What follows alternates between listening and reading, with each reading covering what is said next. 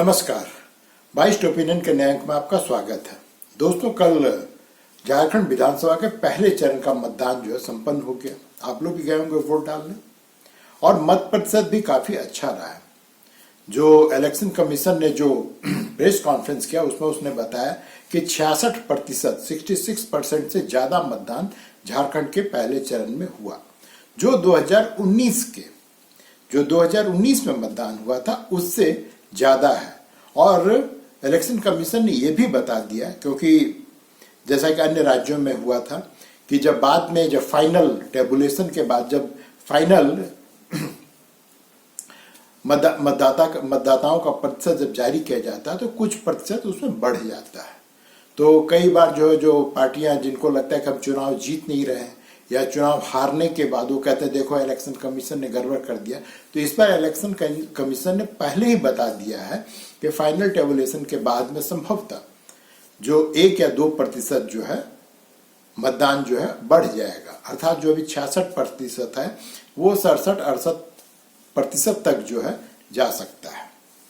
तो ये तो बात रही मतदान प्रतिशत की। और झारखंड में अमूमन मतदान का प्रतिशत ठीक ठाक ही रहता है शहरी इलाकाओं को छोड़ करके। जैसे शहरी इलाका राजधानी रांची में यहाँ पे सबसे कम प्रतिशत मतदान हुआ, क्योंकि शहरी इलाके में लोग इसको छुट्टी का दिन मान लेते हैं, मतदान केंद्र तक नहीं पहुंचते हैं, वो पिकनिक बनाते हैं, घर में ही पार्टी करते हैं। जो भी है, अब तो चुनाव हो चुका है।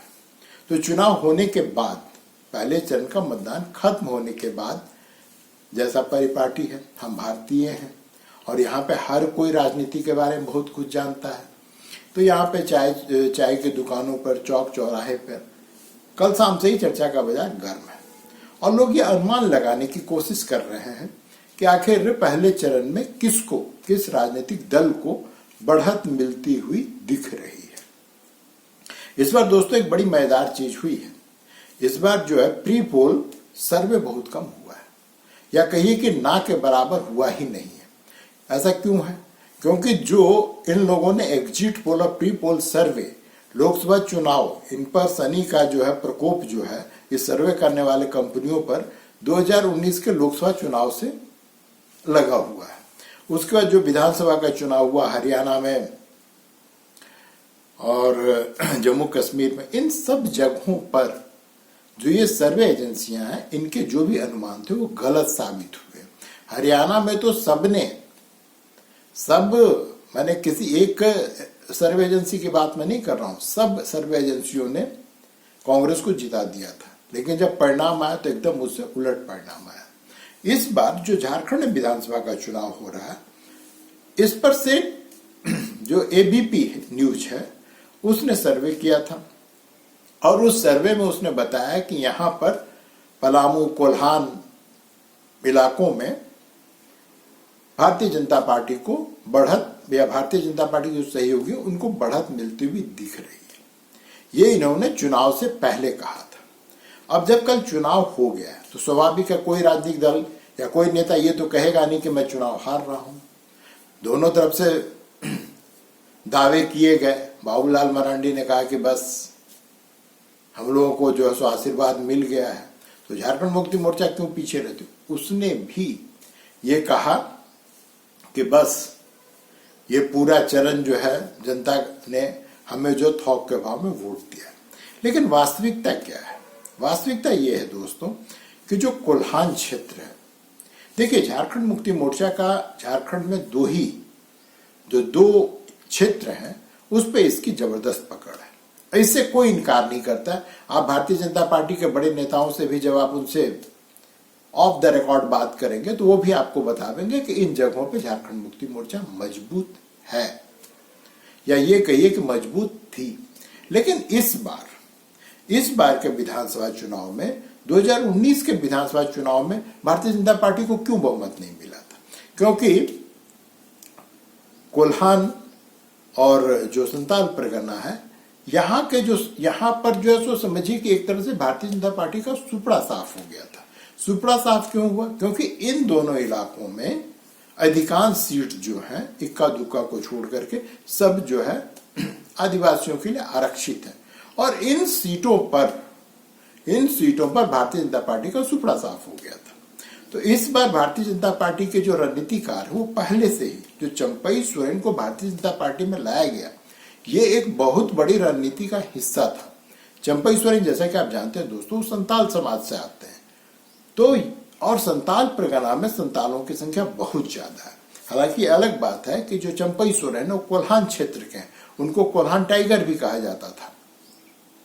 तो एक रणनीति के तहत भारतीय जनता पार्टी ने इनको चंपई सोरेन को अपनी पार्टी में शामिल करवाया। अब प्रश्न उठता है प्रथम चरण के मतदान के बाद कि क्या चंपई सोरेन वो इम्पैक्ट जो है कोल्हान में ला पाए।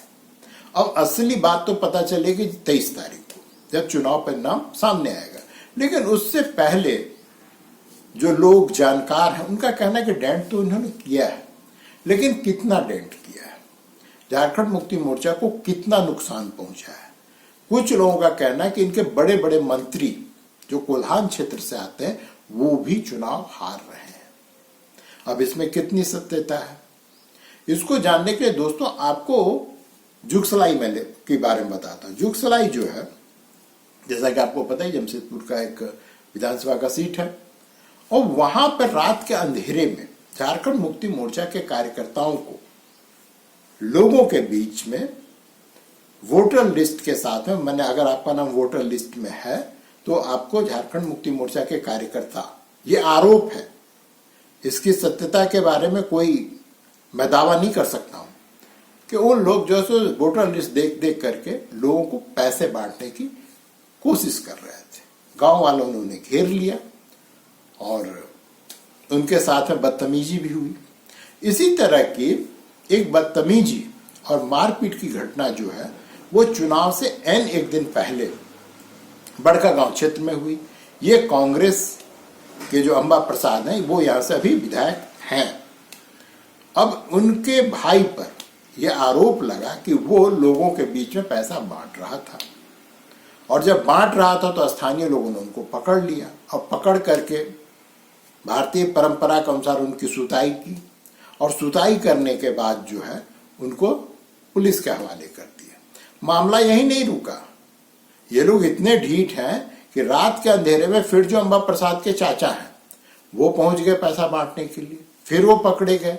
तो ये जो पैसा बांटने की, लोगों को लुभाने की, रात के अंधेरे में गैर कानूनी तरीके से इस तरह की हरकतें जो ये लोग कर रहे हैं, ये कहीं ना कहीं जो इंडिया अलायंस है उसकी नर्वसनेस को शो करता है कि वो लोग कितने ज्यादा नर्वस हैं।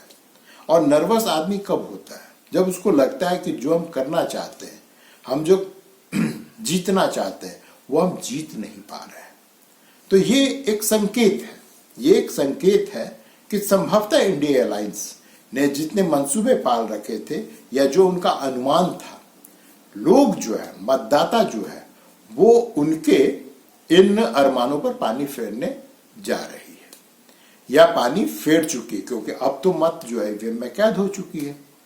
तो संभवतः ये लगता है कि जो राजनीतिक पंडित बता रहे हैं कि इस चरण में भारतीय जनता पार्टी को बढ़त है और भारतीय जनता पार्टी के नेता जो है वो गदगद है।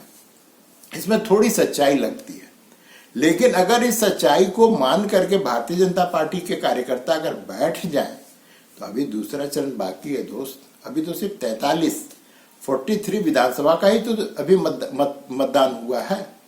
अभी तो और जो है यहाँ पे 81 सीट है, तो आप जोड़ लीजिए खुद ही कि अभी तो यहाँ पे 38-39 सीट और मतदान होना बाकी। और अगर 38-39 सीट अगर कोई पार्टी यहाँ पे जीत जाती है तो वो तो ऐसे ही यहाँ पे सरकार बना लेगी। तो अब जो सारा का सारा जो है इस चुनाव का जो है फैसला जो होना है वो संथाल परगना में होगा। अब संथाल परगना में इसीलिए अभी प्रथम चरण का चुनाव चल ही रहा है, और दूसरी तरफ प्रधानमंत्री से लेकर के जो बड़े बड़े भारतीय जनता पार्टी के नेता वो सब संथाल परगना में पिल पड़े हैं। और ऐसा नहीं है कि छोटी से छोटे जगह पे, अब सोचिए सारठ जैसे जगह पे प्रधानमंत्री आ रहे हैं। आप इसी से समझिए कि इस चुनाव को, झारखंड विधानसभा के चुनाव को कितनी गंभीरता से भारतीय जनता पार्टी ले रही है। और जो कार्यकर्ताओं में है वो तो जोश है ही इस बार। इसके साथ ही साथ जो मुद्दे हैं, इस बार कोई यहाँ पे राष्ट्रीय मुद्दा नहीं चल रहा है। झारखंड में चुनाव में अगर आप प्रथम चरण से लेकर दूसरे चरण पर देखिए, यहाँ पे कोई राष्ट्रीय मुद्दा नहीं चल रहा। जिस तरह से पूरे देश में और महाराष्ट्र के चुनाव में कटेंगे तो बटेंगे, बटेंगे तो कटेंगे जैसे नारे चल रहे हैं, यहाँ पे योगी आदित्यनाथ आज ही आ रहे हैं, हो सकता है इस तरह के नारा दें। लेकिन मुख्य रूप से यहाँ जो मुद्दा है झारखंड में, वो सबके सब जो स्थानीय मुद्दे हैं, वो मुद्दे हैं घुसपैठ की। और इस बार जिस स्तर पे घुसपैठ की समस्या को भारतीय जनता पार्टी ने उठाया है, वो अपने आप में अभूतपूर्व है। असम के बारे में पूरे देश को पता है, दुनिया में सबको पता है कि असम में घुसपैठ एक समस्या थी। वहां के संस्कृति को खत्म कर दिया, वहां के भाषा को खत्म कर दिया, वहां के डेमोग्राफी को बदल दिया और वहां के जमीन पे वो काबिज हो गए बांग्लादेशी। तो वो तो सबको पता है। लेकिन अब कहीं इस बार जिस प्रकार से भारतीय जनता पार्टी घुसपैठ के मुद्दे को उठा रही है, उससे ऐसा लगता है कि झारखंड जो है दूसरा आसाम बन चुका है। ये अतिशयोक्ति है, मैं नहीं मानता हूं कि बहुत ज्यादा हो गया, लेकिन हुआ तो है कि स्थिति अब ये है कि ईडी जो है, यहाँ पे कुछ लड़कियों को बरियातू, रांची में एक बरियातू जगह, वहां से उनको पकड़ा गया था और उनके मोबाइल फोन और डाटा से पता चला कि यहाँ पे बहुत बड़ी संख्या में बांग्लादेश से लड़कियां लाई जाती है और यहाँ के रईसों को उनका सप्लाई किया जाता है। ईडी जांच कर रही है। अब सोचिए कि इस तरह के ट्रैफिकिंग के मामले में जब ईडी प्रवेश कर रही है, इसका मतलब है कि मामला बड़ा है। और घुसपैठ का मुद्दा सिर्फ संताल परगना तक सीमित नहीं है। आप रांची के चारों तरफ के गांवों में जाइए या फिर कोल्हान में जाइए, हर जगह आपको ये समस्या देखने को मिलेगी।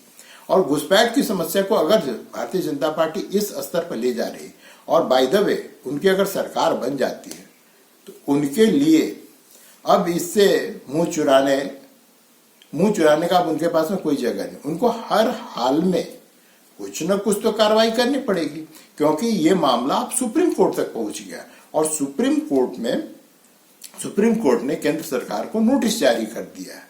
तो स्वाभाविक है कुछ न कुछ तो करना पड़ेगा। अब इस जो घुसपैठ की समस्या को भारतीय जनता पार्टी उठा रही, इसका कितना असर संथाल परगना में होने वाले दूसरे चरण के मतदान पे पड़ेगा, ये बहुत ही दिलचस्प है। क्योंकि ये देखने वाली बात होगी कि क्या घुसपैठ जैसे मुद्दों पर भी लोग मतदान करते हैं, और अगर करते हैं तो ये बहुत अच्छी बात है कि आप अपने राष्ट्र के बारे में सोचते हैं, अपने राज्य के बारे में सोचते हैं, आप अपने जल जंगल जमीन के बारे में सोचते हैं। अब देखिए इसमें क्या होता है। अब दूसरा मुद्दा जो यहाँ पे था, वो यहाँ पे बेरोजगारी की है। और देखिए दोस्तों, बेरोजगारी की समस्या सिर्फ झारखंड की समस्या नहीं, ये पूरे देश की समस्या है। हम 140 करोड़ आबादी वाले देश में रह रहे हैं। यहाँ पे कोई भी सरकार आवे, आज हेमंत है, उनकी आलोचना हो रही है, उनको कहा जा रहा है कि मुद्दा विहीन है, उनके पास में कोई मुद्दा नहीं है चुनाव लड़ने का, कोई अचीवमेंट दिखाने का उनके पास में कुछ भी उन्होंने ऐसा नहीं किया जो अपने को बतावे कि हमने ये कर लिया।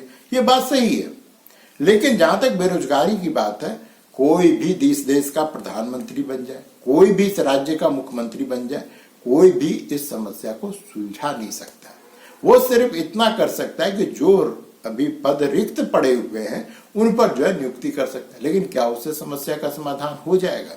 जब तक झारखंड हो या हमारे देश में, जब तक लोगों की मानसिकता में बदलाव नहीं होता, जब तक वो ये नहीं समझ पाते हैं कि सिर्फ सरकारी नौकरी से ही उनकी समस्या का अंत नहीं हो सकता है, आप अन्य तरीकों से भी पैसा कमा सकते हैं, तब तक बेरोजगारी ऐसी समस्या देश में बनी रहेगी। और ये खास करके जो पूर्वी भारत है, विशेष करके बिहार, झारखंड और पूर्वी उत्तर प्रदेश है, यहाँ के लोगों की ये समस्या है कि वो समझते हैं कि सिर्फ और सिर्फ अगर रोजगार का मतलब वो समझते हैं सरकारी नौकरी।